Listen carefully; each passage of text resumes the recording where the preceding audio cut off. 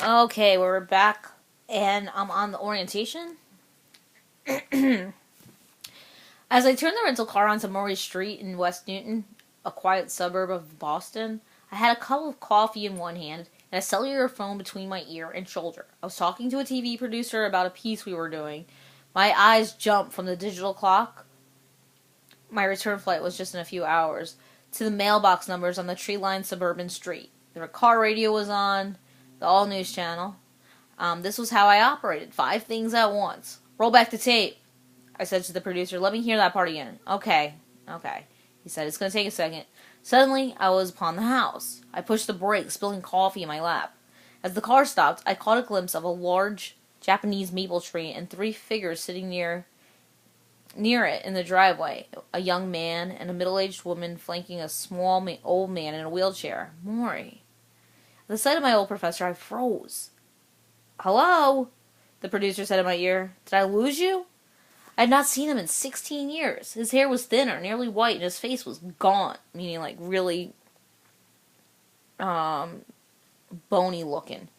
I suddenly felt unprepared for this reunion. For one thing, I was stuck on the phone, and I hoped that he hadn't noticed my arrival so that I could drive around the block a couple more times, finish my business, and get mentally ready.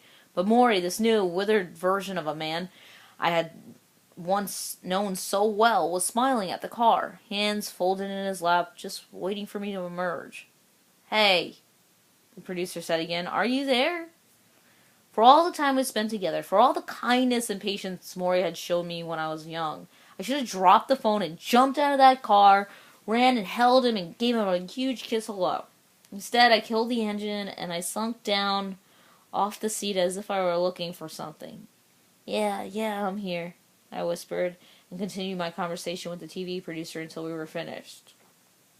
I did what I had become best at doing. I tended to work, even while my dying professor waited for me on his front lawn.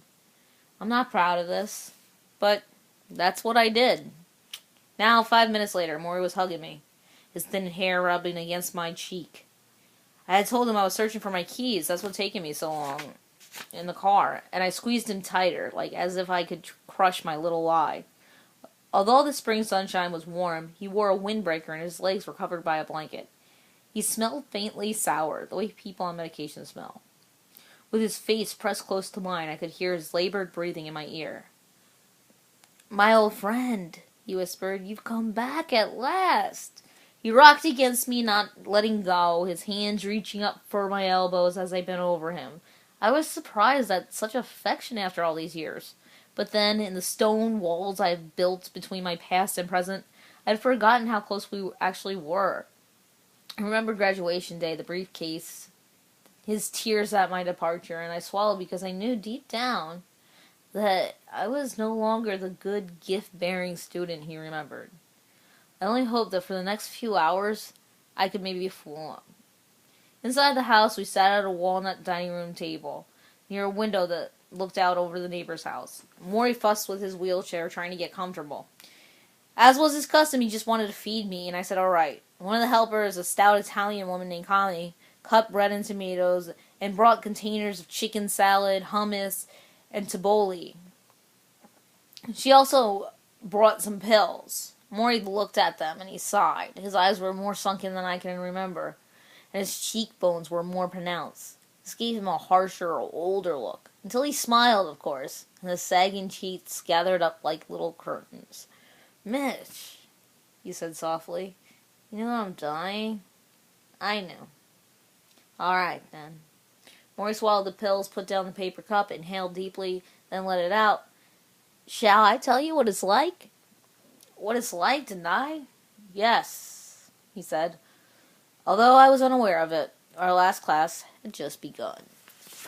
Alright, we're going to continue on to his little flashback over here in italics. It was freshman year. Maury is older than most of the other teachers, and I'm younger than most of the students, having left high school a year early. To compensate for my youth on campus, I wear old gray sweatshirts and box in a local gym, and I walk around with an unlit cigarette in my mouth, even though I don't even smoke. I drive a beat-up Mercury Cougar with the windows down and the music up. I seek my identity in toughness, but it is Maury's softness that draws me. And because he does not look at me as if I'm some kind of kid trying to be something that I'm not, I relax. I finish the first course with him and I enroll for another. He's an easy marker and he doesn't care much for grades. One year they said that during the Vietnam War, Maury gave all male students A's to help them keep their student deferments. There was a rule that you can be drafted during the Vietnam War if you were currently enrolled in college. So that's one of the things that Maury probably did for them. I began to call Maury Coach the way I used to address my high school track coach. Maury likes the nickname. Coach, he says. Alright, I'll be your coach. And you can be my player. You can play all the lovely parts of life that I'm too old for. Sometimes we eat together in the cafeteria. Maury, to my delight, is even more of a slob than I am. He talks instead of chewing. Laughs with his mouth open.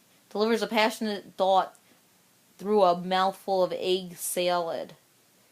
The little yellow pieces spewing from his teeth. Ugh. Cracks me up the whole time I know him. I have two overwhelming desires. To hug him and to give him a napkin. Alright, we'll continue in just a minute with the classroom.